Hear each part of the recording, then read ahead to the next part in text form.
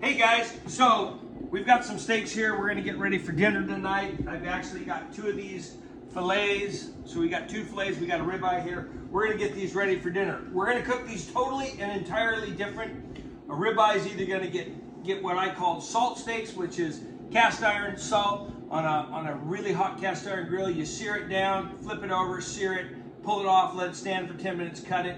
Medium rare, excellent steak, one of my favorite, the original cowboy steak. The other one is going to be these fillets, which we're going to marinate down. I'm just going to kind of go in and we're going to wing this, and we're going to make a marinade right here in front of you, just to show you. You can go in and you can make stuff up. So we're just going to drop in here. See what I got for stuff. Okay, so got part of an onion here, and I got some cilantro that I need to use up. So we're going to use that. So I'm just going to take this here. I'm just going to cut that. I'm going to dump that all in there. I'm just going to take these onions and I'm just going to use them up. I'm just going to we'll cut those up a little bit. We'll drop those in, those red onions.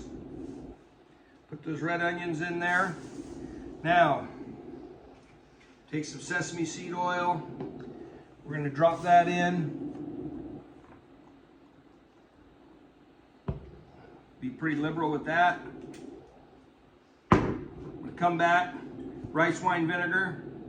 Now this rice wine vinegar is really overlooked in the barbecue world, and it shouldn't be. It's a great spice or vinegar.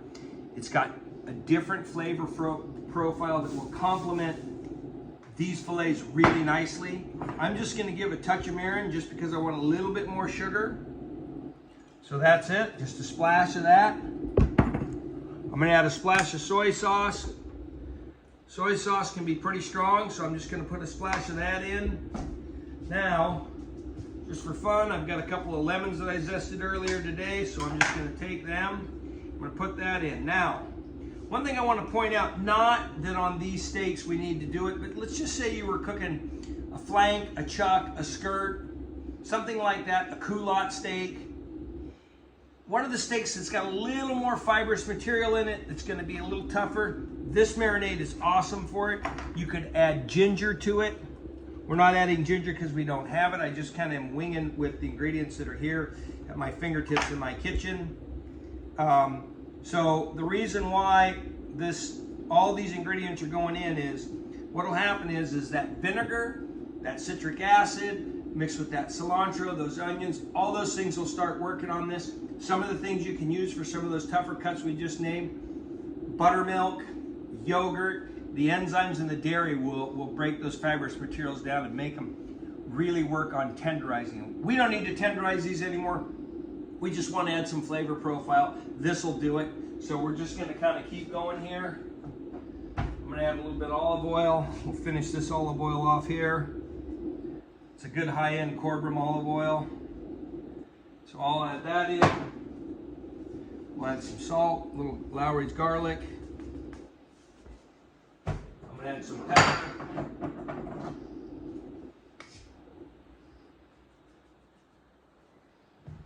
Okay, let's blend this up. Let's see what we got. Super simple.